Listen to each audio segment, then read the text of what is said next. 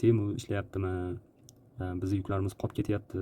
Shu kunda shuni zakaz qiluvdim, hali ham kelmadi degan savollar bo'lyapti ekan. Xo'p, bularga javob beramiz. Demak, bitta bot bor. Mana shu botda mana ko'rib turganlaringdek, hozir boshiga qaytarib, filiallar deydi. Mana filiallar o'zi tayyor qilib qo'yganman.